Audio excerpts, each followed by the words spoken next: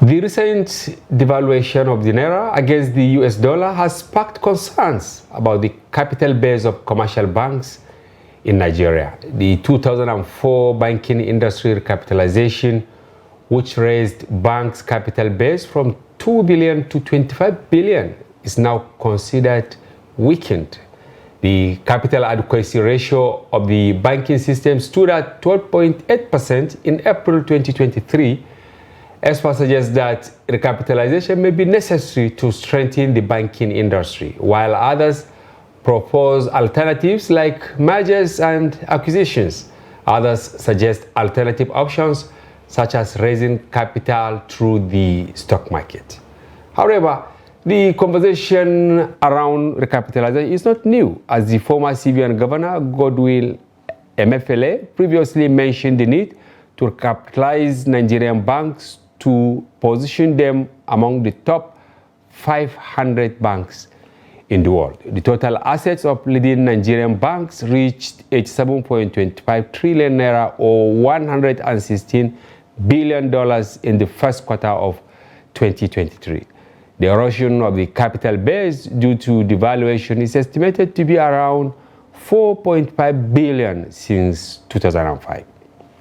With this being the aftermath of the implementation of some of President TINUBU'S economic policies since assumption of office, the Daily Trust Board of Economists says hasty implementation without palliative measures will plunge more Nigerians into multidimensional poverty.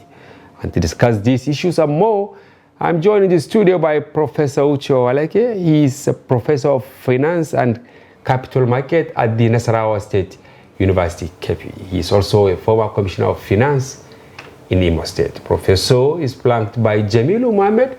He's an economic analyst and an author. Welcome to the program, gentlemen. Thank you so much. Thank you for having me. Welcome, viewers.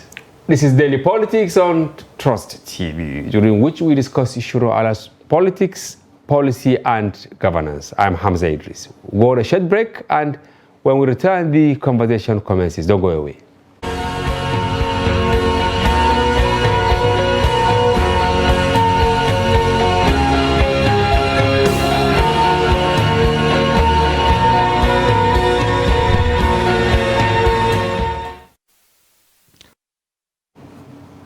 Welcome back. Prof, I'm starting with you. The Board of Economists of Daily Trust, we have them, you know, yes. Led by Professor Binta Jibril. They met, and of course they commended some of the initiatives of the President Tinubu administration, but quickly observed that the hasty nature of some of these decisions might likely put millions of Nigerians in a peril. What is your take on that?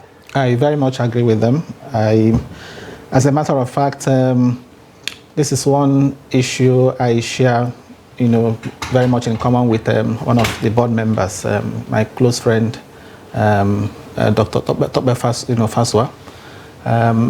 I think that yes, the president, no doubt, has been ticking the right boxes.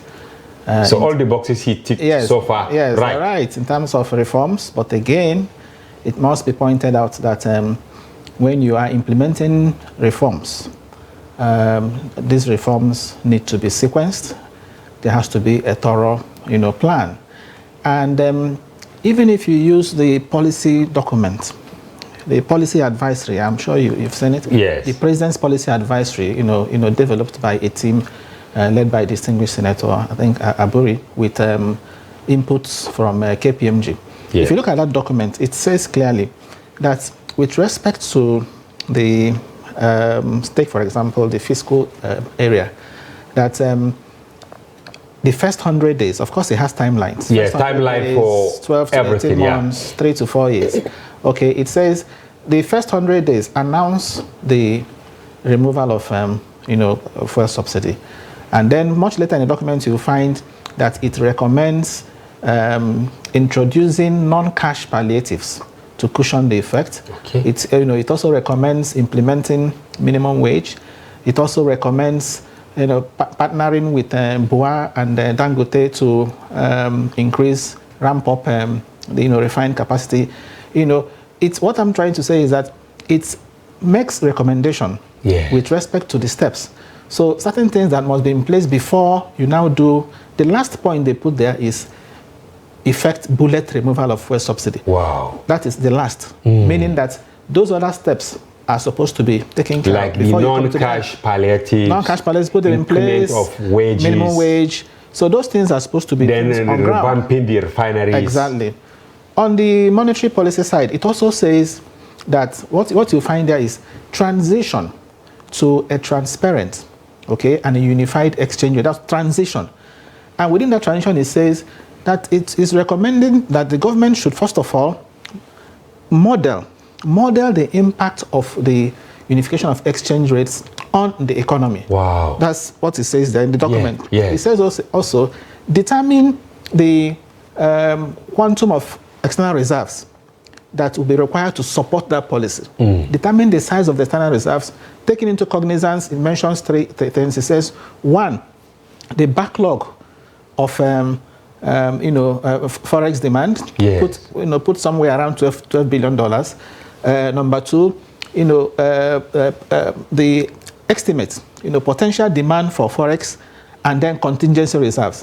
So all these are supposed to come into the model, Wow. before you now talk about unification of exchange rates. So the point is, these things have happened, more like they have happened, before some of the things recommended in that document. Setting the cart before the horse? Yes, that's more like it. So I want to agree with your, the Board of Economists. Oh yes, that is important that palliatives are put in place. It's important that reforms are not rushed, because of the likely adverse effect. They're also going to have an output. And do you know why it's important? No. That you sequence this?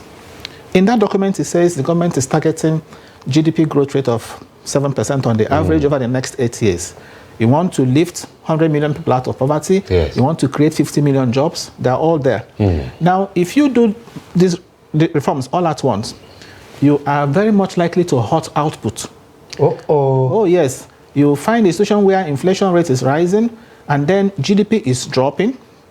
And if GDP drops, how do you now succeed in lifting people out of poverty? How do you succeed in even attaining your growth targets? Because as we speak, some states have said you don't need to come to work every day. 3 days. In fact, the Board of Economists also mentioned that this is actually it will hurt productivity.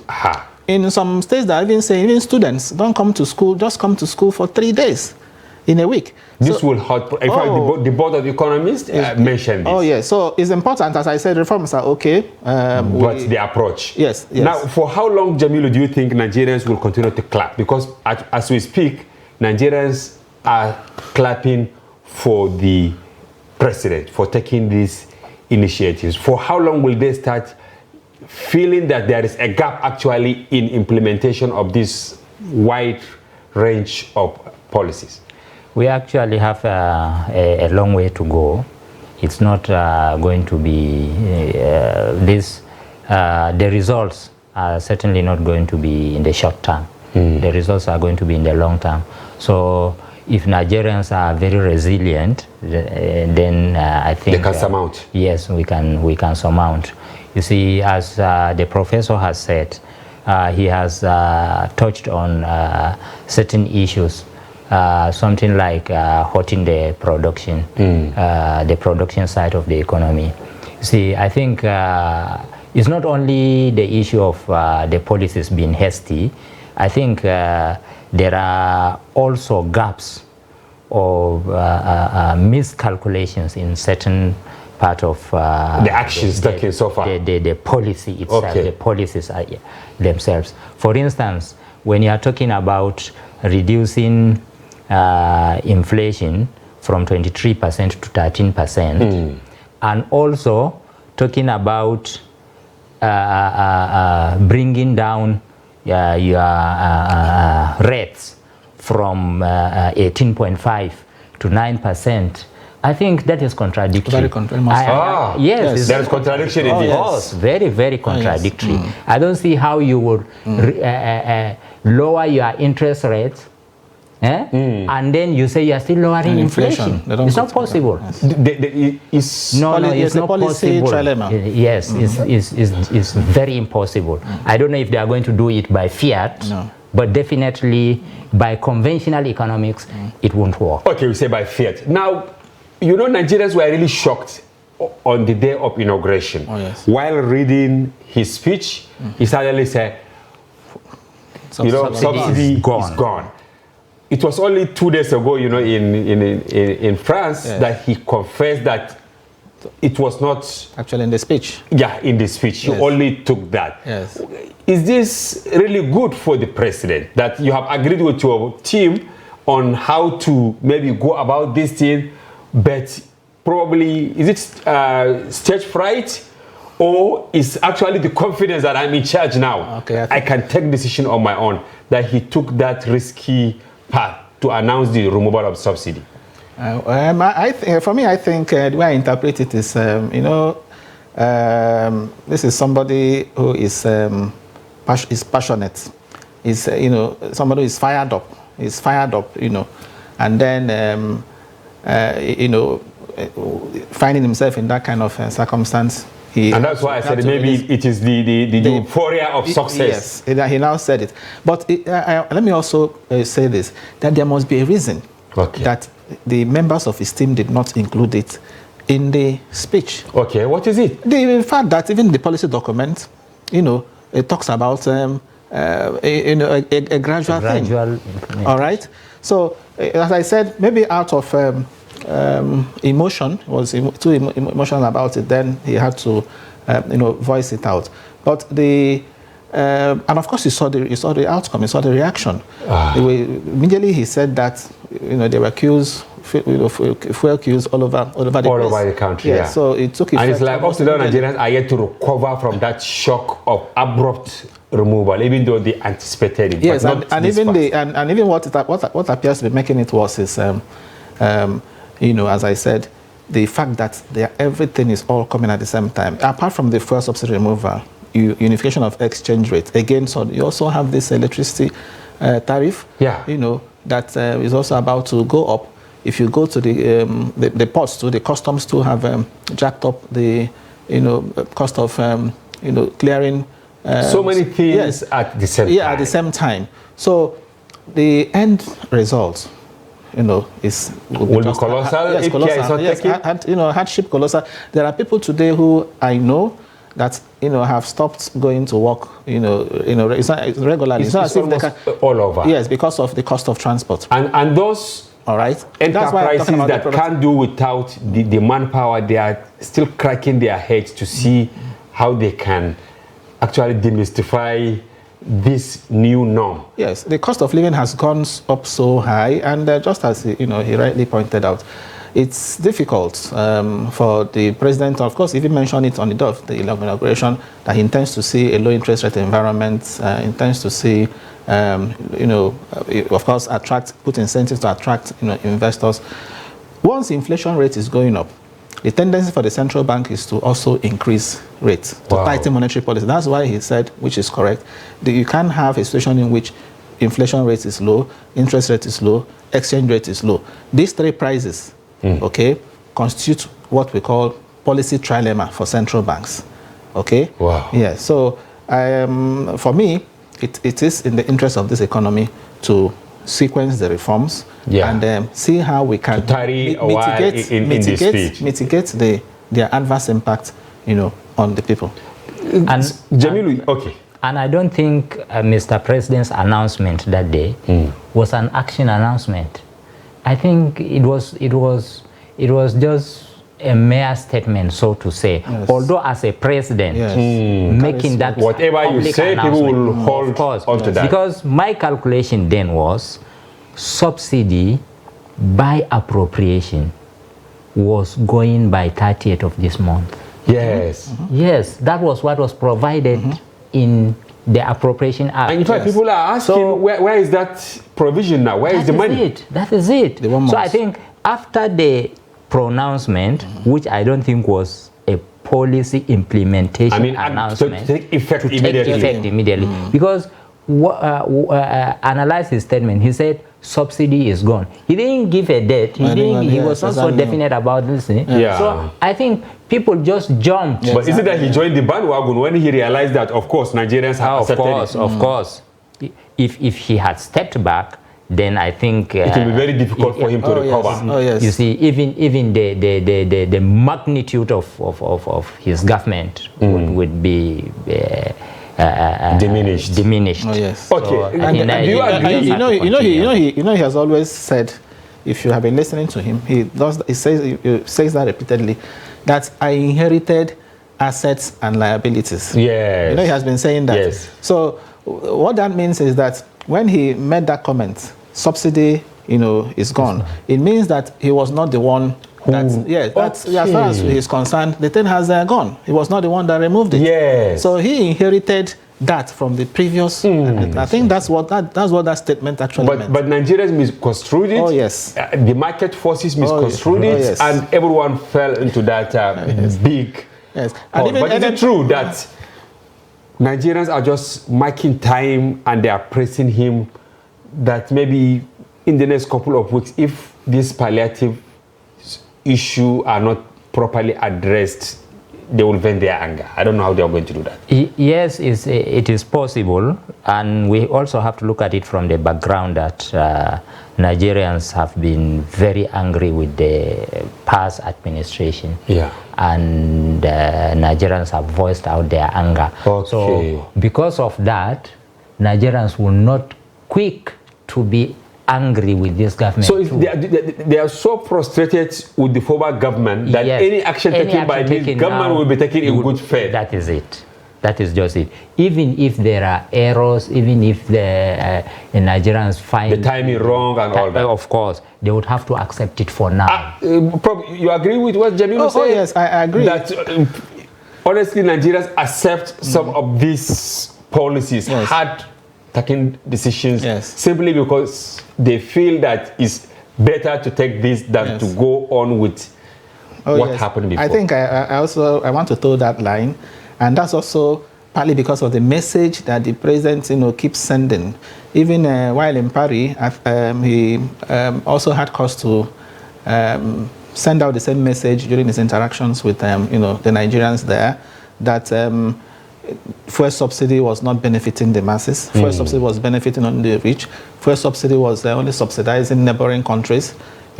So the message, he was persuasive. Yeah, persuasive, trying to say that I want to defend you. Whatever he's doing is for you, is in your interest. I think it is that is holding. But they are feeling the heat now because just an hour ago I went out. Yes. Abuja, as if it was Sunday. No, it's terrible. The roads empty. It's terrible. Meaning that people don't really move unless it is necessary to move. And do you know the impact of that? No. As I said, productivity. Why did we enter recession in 2020? Because of this restriction. Yes. So when you don't have, really a strong message to the government? Economic activities. If you don't have economic activities, going on, for example, as they used to, you are bound to have a drop in output. You're bound to have a drop in GDP. And the Daily Trust economists also mentioned the impact of what we are seeing now to SMEs, coupled with this issue of removing the subsidy also. Yes. Because to greater extent they are removing on electricity. Even though the Abuja Electricity Distribution Company backtracked today, after issuing a strong worded statement that by Saturday they are going to hike the tariff. In certain places you buy the bikes at 100 naira. But people have already started responding. They've been asking people to start buy in advance. Yeah. And you now find a lot of people now trying to buy that, in anticipation that on July 1st it panic buying. Okay, I'm sure if they're backtracking is simply because what they are doing doesn't have, in my view, the force of the NERC. NERC has not made any statement. Electricity Regulatory Commission. Yes, they have not made any statement with respect to a hike in the electricity tariff, and we are hearing that from those who are. I'm getting agitated, Jamilu, with what we've started witnessing now, because we condemn the previous administration of agencies taking decisions, unilateral decisions without recourse to sister agencies that at the end of the day, if they coalesce, it will be for the betterment of what they are doing and for the betterment of Nigerians. Now, certainly it is going to happen, despite the fact that Abuja Electricity backtracked. It is going to happen. Is this really good for the administration? No, it's not good for any administration, of course.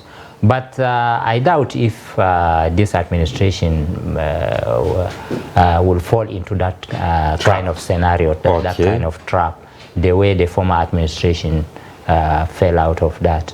I think, should I say, this administration seems to be bolder, more courageous in taking decisions, and more having more pulse of what the nation is going through. So based on that, I think if anything happens, it will be, the administration will be very quick in trying to address the issue. So I doubt if that kind of lack of coordination we witnessed in the past administration, I doubt if that will continue in this administration. All right, Prof, you are saying something on SMEs. What becomes of them now, going by what we are seeing now? Fuel beyond the reach. Now electricity is going to be beyond the reach. So what are some of the implications so that the government will know that though positive policies in the long run, negative impact on the system, you know? Yes, my problem with the concept of long run, short and long run, you know, he knows is that it's always an issue in economics. What period is short and what period is medium, what period is long? When you say long run, when will that long run be? Okay, that long run can be 30 years. Okay, so it's better, it's good, and that's why I'm of the Keynesian school. You understand what I'm talking about? The Keynesian school is a school that is also interested in what happens in the short run. So we don't just say, well, let us in the long run everything will be okay. The father of the Keynesian school, John Maynard Keynes, even said, in the long run, we're all dead. We're all dead. So let's see what can do in the short run. And that is why I also think the government should be mindful of what happens in the short run. Okay, in the near term. Okay, the suffering that people are going through. Okay, should be concerned about how do we ameliorate the suffering. Now, Labour is discussing with government, but the fear now is that the negotiations are taking too long. We don't know how soon. Some are even alleging that the Labour was compromised. I don't know. Yes. This is the allegation. Because so how soon will the palliatives come? How soon will the minimum wage? I'm talking about minimum wage again. Minimum wage is not something that will apply to everybody. It's only those who are working. You have a number of, so many Nigerians who are not working. You have so many Nigerians who have been working in the non-organized private sector. Yeah. Those ones don't comply with minimum wage. Okay, so that minimum wage alone is not going to be the solution. And then the bosses we are expecting to come, how soon they are not yet here. They are not yet here. So that's what I'm saying. The government should always think of what to do in the image so that these SMEs, because the transport costs also feed into what they do. So if you are to advise Tinubu, yes, irrespective of whether they agree with Labour or whatever, yes, in the interim, what should he do? In the interim, immediately, in the next 2 weeks, 3 weeks? In Egypt and in some other countries, what I have also looked at what they did. Okay, is to say, for example, NNPC filling stations, any commercial vehicle. If you're a vehicle owned by an educational institution, a commercial vehicle, or health institution, hospitals, come and register and get smart cards. With those smart cards, you walk into an NNPC filling station and buy fuel at subsidized price. How subsidized? You buy limited quantity. If, for example, we are buying in Abuja 537. Yes. Okay. We used to buy 197. You went up to 537. Now, for NNPC filling stations, that will be subsidized. You can decide to make it at 300. But who will pay? Who will pay the? It's the government now. Difference? In the interim, that government should also bear that burden. In the interim, until as part of the palliatives, until the full palliatives now come in. So you can, if you intend to do palliatives in 3 months, 4 months time, for example, between now and 4 months time, these arrangements can be in place. where commercial vehicles can be allowed to buy. You buy limited quantity, whether it is 20 liters you're giving. If you want to now have some extra, you now pay economic price. You can go and now get economic price. But the other ones, the private cars and so on, and the rest, should go for that. You can now buy from other filling stations. Okay. That arrangement can be done in the interim until some of these things are in place. So what that means is that the commercial vehicle people can now, if they had jacked up their price, by 200%. Because people going to work paying like 300 before, they are now paying 900 just to go. It's terrible. That's to pay another 900 to go back. Yes. So what I'm saying is there has to be an arrangement that somehow ameliorates this problem. And I think in the interim, the government can still shoulder that matter. Even if it means, again, resorting to the central bank. After all, central bank for years did ways and means 22.7 trillion. And with inflation already didn't hit the roofs. So central bank can also, in its capacity as the banker to the government and lender of last resort, can also maybe fund this aspect we are talking about now, okay, subsidize this fuel in the interim. And by the way, people have also said, what is even this subsidy we are talking about? Yes. With the DS, direct sale, direct purchase arrangement. Remember in 2019, August, the NNPC had appointed 15 companies. So what they were doing, they get crude, they supply to these refineries, okay, free on board, meaning at no expense to those refineries. The refineries will now bring in equivalent quantity refined to us. Yes. So it means that since 2019 August, we were not actually paying international price for fuel. These are the things people have been saying. The president should get reputable firms to audit. Meaning somebody is actually duping somebody. Jamilu, are you on the same page with Prof? Because I asked when he said in the immediate. I think I differ here with Prof. Yes, okay. Because why? How? This would mean us going back to subsidy. Okay. Yes. But he said it's for some limited liters, and it's for specific people. Not with Nigerians. Definitely, if we go back to that, I'm telling you, Nigerians will manipulate that, and the subsidy would come back and stay. We will start counting billions, if not trillions. Again. And you will come back to build the cartel. Again. Once we build that cartel, the cartel will now try crushing. So if you are to talk to Tinubu, what will you tell him? Because Nigerians are really suffering. Some have bought their vehicles, including even government institutions. They can deploy these palliatives immediately. In what way? Because how are you going to do it? I remember during the COVID-19. What palliatives? The non-cash palliatives, for instance. You mean like grains? Yes, you can cushion the issue of feeding, then transportation, provide the buses. Of course. Okay. Prof is asking. We are now yes, practical. You've been doing that. When you have disasters, government rolls out palliatives. But reaching the poor is where the problem is. The COVID, exactly. You can see how the problem with how angry youth scale over fences because these palliatives were scaled by politicians ahead of elections. Very good. That is the implementation, not the policy itself. The implementation was poor. That's the problem. But we also did it's just like your argument. And what our argument now is when you go back to subsidy again, you have no guarantee that the prices will come down. What guarantee would you give me that when you subsidize fuel again now, transportation will still go down? Look. No, he said for commercial vehicles, right? Yes. Maybe you have to shed more light on this that's so that we get it right. That's where the problem is. How do you now differentiate in the economy? Yes, practically you will say this is a commercial vehicle. They go and register, you give them a card. You give them that's what I'm saying. Practically you can. That registration but the problem is right? In the because maybe even when you go to VIO, they know that commercial red-plated. I agree on all this. But what I'm saying is that in the economy, when I come to ride a vehicle, how would you now say this vehicle is subsidized and this one is not subsidized? And those people who are subsidized, how would you rate that? How would you believe that they will go and collect transport fares of subsidized subsidized rates for commuters? Okay. It's not possible. Okay, maybe if they were collecting 900 naira per distance, they will still collect the same 900 naira after collecting fuel at 300 naira. Okay, thank you, Jamilu.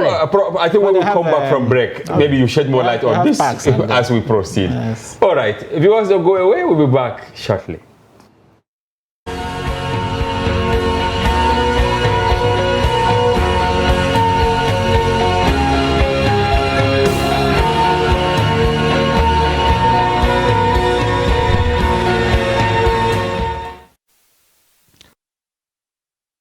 Welcome back. If you are just joining, this is Daily Politics on Trust TV. Do well to follow the conversation across our social platforms on Facebook, Instagram, and watch us live on YouTube.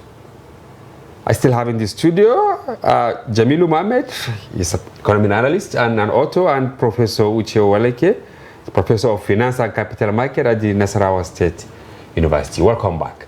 Yes, you made a point which can solve the problem in the interim, but Jamilu, I don't want to say he disagreed, but he said it's also problematic because of the attitude of Nigerians. Is it a concept you got from a certain country? Oh yes, as I said, at some point that was adopted in Egypt. Okay. Yes, if you Google Smart Card Initiative in Egypt, I'm sure you read more about it. I had also written on it. Oh, you have written on that? Yes, I wrote on it. It was published in Business Day and some national dailies. Okay. On, something to do with... It's like a quick fix thing. Oh, yes, stopgap. A stopgap measure. Yeah, it's not permanent. Yes, not permanent. Because the option that he also mentioned also has its own, drawbacks. Demerits. People will begin to hoard these food items, assuming you even bring them out. That's like we had during the COVID. Very sad. And then again, how do you also make sure that the what you are giving out is properly targeted? And this is those people that actually need them that are getting them. Okay, but this one is, as I said, if it's commercial vehicle, as I said, it's good. It's easy to register. They collect the card. The card. Commercial vehicles, operate from parks. They know themselves. Yes. So when you're traveling, you go to a park. Jabi, for example, instead of going to the roadside. Jabi, you know that. Yes, instead of going to the roadside. They have the union. They have unions. NURTW. Yes. So the unions will also cooperate with the government and make sure that prices are, come down if they are guaranteed that you can get within this period of time. You can get fuel at so price from this, filling station. Right. I think my concept actually is. I dislike subsidizing consumption. But they say they subsidize everywhere in the world. It is. I don't know. Even in the UK. You see, the idea he gave, once I was here, I gave that idea. What I said is, instead of subsidizing consumption directly like this, give us fuel coupons. That's exactly what okay, maybe it's the same thing, yes. Give us fuel coupons. Yes. Every month, you have your own, assuming you want to make it permanent. Every month. We don't even want it permanent. No, assuming. Assuming that. That was my last point before the fuel subsidy removal. I said, first of all, remove fuel subsidy. But in case you don't want to remove it, well, instead of directly subsidizing consumption from the top. If you want to subsidize consumption from the bottom, yeah, there are ways. Give people fuel coupons. Every month, I have my fuel coupon. I will go and collect it. What about those who don't have vehicles, who don't have motorcycles? Well, it does not matter, because if transportation is subsidized, the cost of transportation is subsidized, you also would be subsidized directly. So I'm happy that you have now there's a convergence point between what you are saying and what I quite agree with that. But what I'm saying here is, instead of directly subsidizing consumption or even indirectly subsidizing consumption, why not subsidize production? Example. Especially the SMEs that we're talking about now. The SMEs we are talking about. Let me give you, from the agricultural point of view. Allow people to go. in this very scenario, people can go to farms, produce whatever they produce, go back and buy them. Okay, government should buy. Government should buy. And then now maybe there are two takeaways here by the government.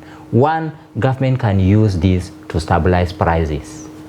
Okay. Yes. Maybe this is midterm of sorts. One. Well, it can even be permanent. I mean midterm because we're talking about immediate, because midterm, and then long term. In this case, what the government is doing is it is subsidizing production. It is allowing you to produce and then now helping you, taking it off. All the burdens. In fact, don't even allow, at certain points, if you like, don't even allow processing of those products. You come and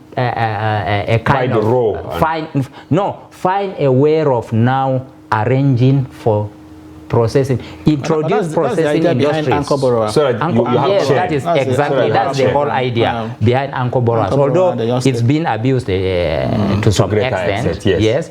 But at that point, you are now subsidizing production and then now lifting the people, making people more productive. But if you are subsidizing consumption, you are making people more lazier. Because somebody is just sitting down thinking, okay, the freebie will just come. Okay. That's the problem. And it hurts production. Yeah.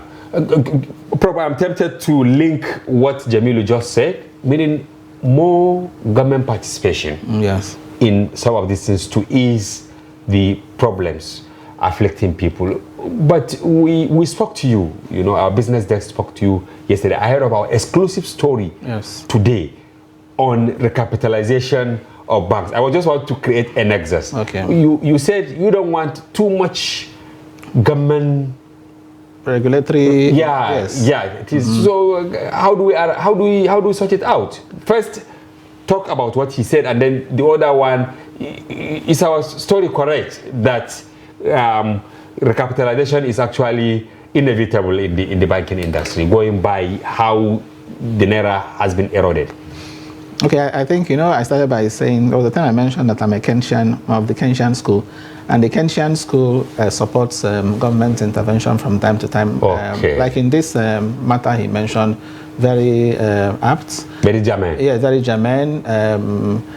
Government needs to intervene, subsidize production. I agree. And that's also why the president, if you check the documents he has, it talks about, promoting commodity exchanges. Oh. Yes, it talks about it. So it's in line with that. Yes, it's in line with that. Only that the problem is that they jumped the gap. Yes. So, but in the case of recapitalization, I don't think it's, to use the word, inevitable now. Okay, you see, recapitalization can be brought about by either of two factors. It's either it is business motivated, okay, a company sees the need to recapitalize, okay, and that cannot happen. When we say recapitalize, it usually happens either through you go to the exchange to raise money, or you do merger and acquisition. Exactly. We mentioned those things during the introductory part of this program. So these are basically the two ways by which these things have been done. So I want to think that yes, there is need for it, okay, because just as you also rightly said, exchange rate in 2004 when it was last done was 100 naira to 2004. Today is 750. Oh my God! So how many percent? We now check that the value in dollar terms of our banks too, has dropped. But that need should be, market driven. Market driven. Okay. Business motivated. Let the banks that want to play in the big league, initiate it. It shouldn't be regulatory induced, okay? And that's because you do regulatory recapitalization when there are issues in the banking sector. In 2004, we had 89 banks. Many of them were weak. The stress test that the central bank had at the time talked about only just 10 banks that were strong. So there was need to force recapitalization, okay? Liquidity ratio was very poor. Banks' asset quality very, very weak. Okay, so that was the circumstances that necessitated that. But that is not the story today. If you look at the financial soundness indicators in the banking industry today, they are all within threshold. The asset quality of banks, for example, measured by non-performing loans, central bank threshold is 5%. But the figure we have from central bank says non-performing loans in the banking sector is 4.4%. Yeah. You look at liquidity ratio, threshold is 30%, but they have as much as 45%. You are looking at capital adequacy ratio. The central bank says it has to be between 10 and 15%, and what we have is 12.88. Yeah. Okay, within the threshold. So I'm saying that that's a threat that we had in 2004. Those conditions are not there today. Yeah, so the dynamics have changed. They have changed. Okay, yes, there are merits in recapitalization. When you recapitalize, you put banks in a stronger position to finance large transactions. Exactly. And that is what some of the experts that we spoke to said, that it will give them room to absorb this and become more competitive demands, play in the international scene. But I'm saying that even banks the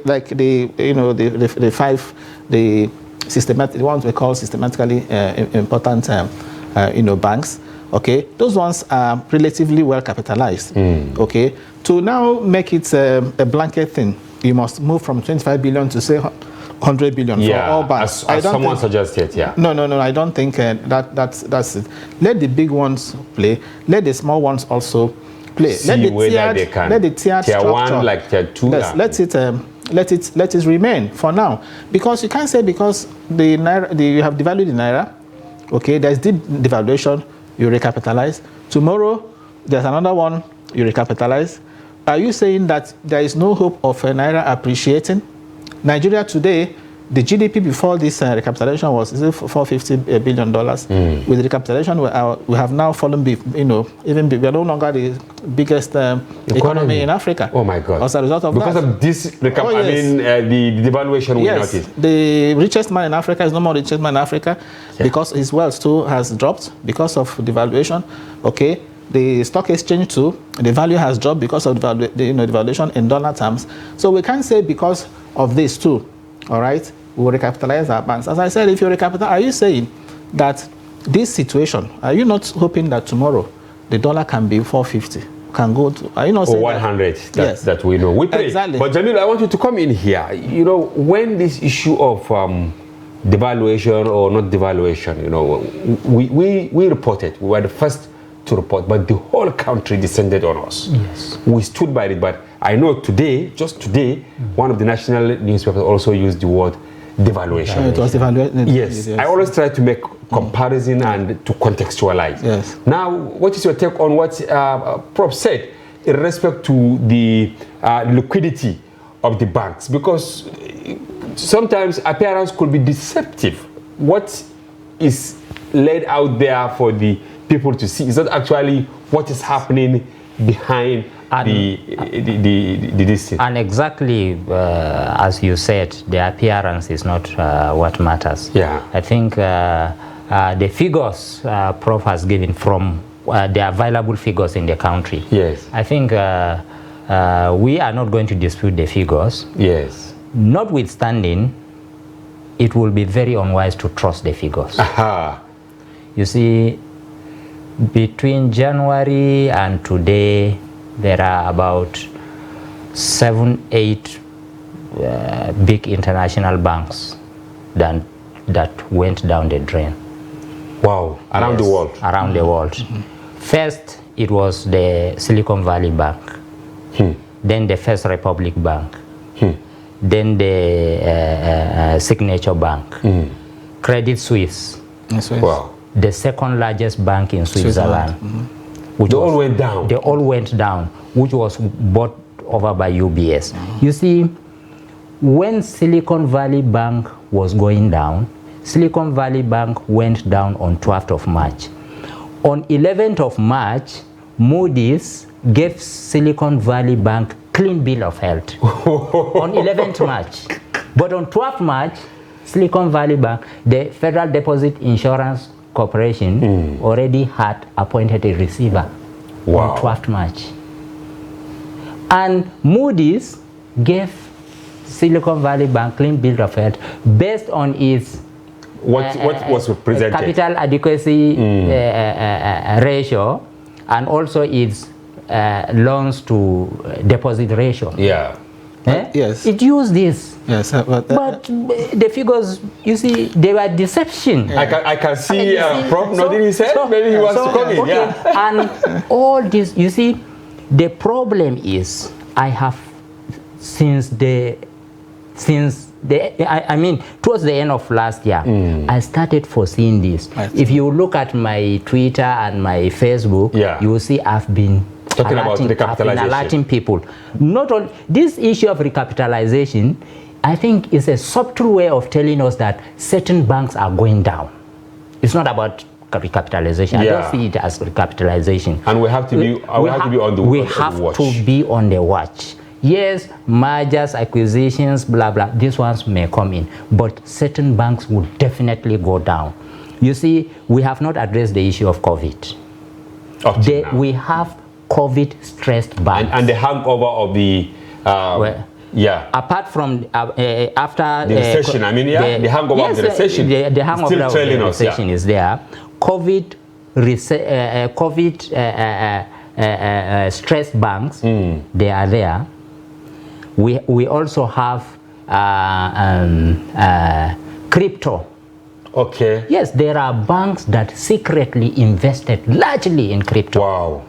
And their books are not so clean and not very transparent.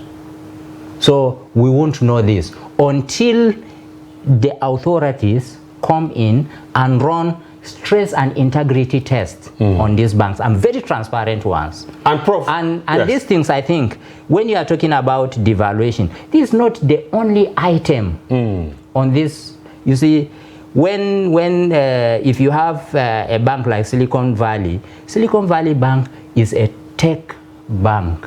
Okay.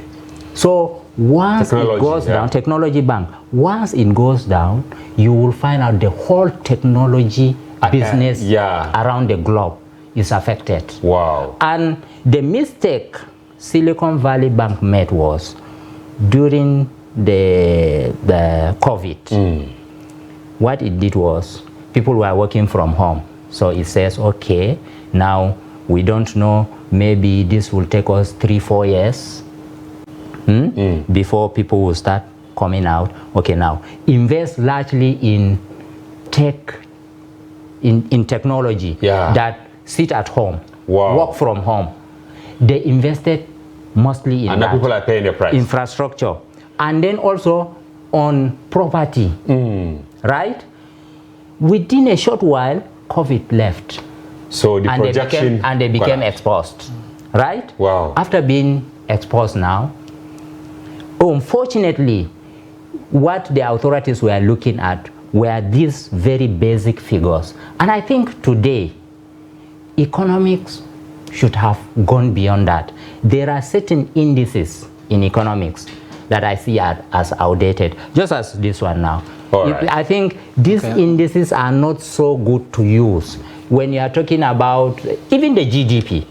I'm not a fan of the GDP. I wish I had more time, but we have just 1 minute for you, Prof, to have your take on this. Okay, well, it's just to say that... And I wish we have the time. And he has also, he was even trying to also allude to it. The truth of the matter is that the failure of Silicon Valley, Signature Bank, Credit Suisse was not connected to capitalization. It was not because they were undercapitalized. Okay. Yes, that's the point I want to make. All right. There were other issues, like the one he even mentioned. Silicon Valley was overexposed to particular segments of, customers, clients. They were only dealing with IT, startups. Okay, even in the case of Credit Suisse, it also had to do with some scandals. So it wasn't because they were not capitalized. So finally from you, what lesson maybe in 30 seconds Nigerians should learn and how to approach the impending crisis, if there is any? Well, it's patience. They should be patient, and then my advice is more for the government. Is to hasten, expedite action on the issue of palliatives or measures to cushion the impact of these reforms. And I know you will say they should follow that document religiously. Yes, but where my other problem is still with the government, because the impending the impending crisis about this recapitalization, I'm not looking at it from the point of recapitalization. I'm looking at it from the point of the government, not actually the authorities, not having the correct figures. Certain banks are already overexposed. All right. And 1 minute they will go down the drain, and if the government is not ready for that, we pray we find shock absorbers for them to survive. Thank you very much, Jamil Mohammed, economic analyst and author, for coming to the program and your informed perspective. Professor Uche Owaleke from Nasarawa State University, thank you very much for your info. Thank you, Hamza. We have to have you again. Thank you. And viewers, that's a wrap on today's package. Join us tomorrow for another interesting edition. For now, bye-bye. I'm Hamza Idris.